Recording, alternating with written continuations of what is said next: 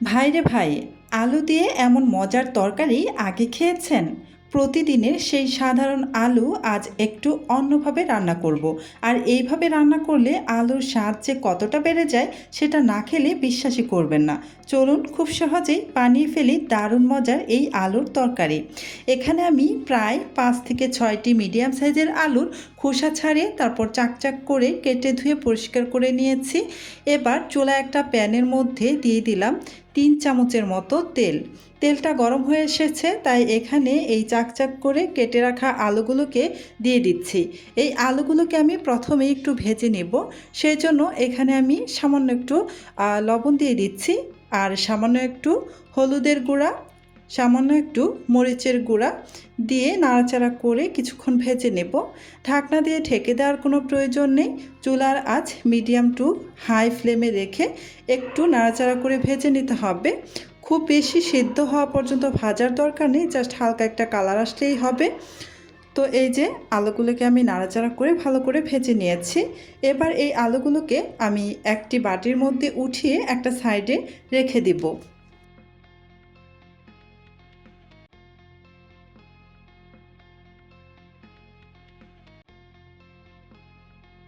এবার প্যানের মধ্যে 2টি শুকনো মরিচ দিয়ে দিলাম, আর সাথে খুবই সামান্য একটু 1 চিমটির মতো কালো জিরা দিয়ে নাড়াচাড়া করে কিছুক্ষণ ভেজে নিয়েছি। এবার এখানে দিয়ে দিব একটি বেশ বড় সাইজের পেঁয়াজ কুচি করে নিয়েছি, সেটা দিয়ে দিলাম। পেঁয়াজটাকে হালকা একটু নাড়াচাড়া করে কিছুক্ষণ ভেজে নিচ্ছি, মাত্র 10 সেকেন্ডের মতো আমি ভেজে নিচ্ছি।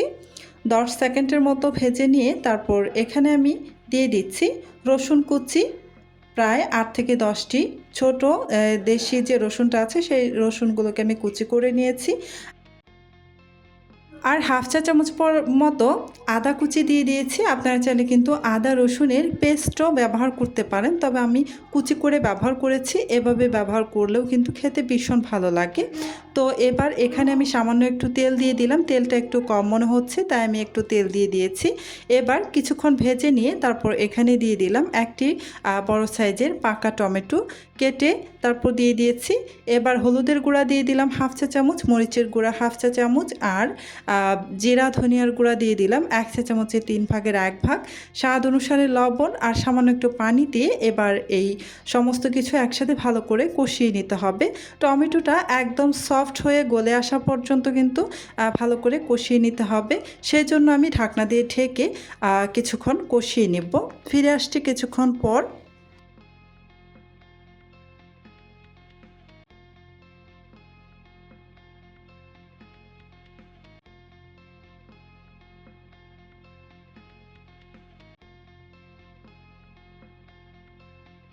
মশলাটা ভালোভাবে কষানো হয়ে গিয়েছে, আর দেখতেই পাচ্ছেন টমেটোটা কিন্তু একদম সফট হয়ে গলে গিয়েছে। এবার এখানে আমি ভেজে তুলে রাখা আলুগুলো দিয়ে তারপর এখানে দিয়ে দিচ্ছি হাফ 1 চা চামচের মতো চিনি।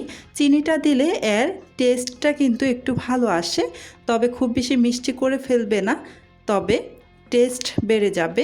তাই আমি হাফ 1 চা চামচ মতো চিনিটা দিয়ে নাড়াচাড়া করে ভালো করে মিশিয়ে নিচ্ছি। আর এই পর্যায়ে কিছুক্ষণ আমি কষিয়ে নিব, সেই জন্য ঢেকে রেখে দিব।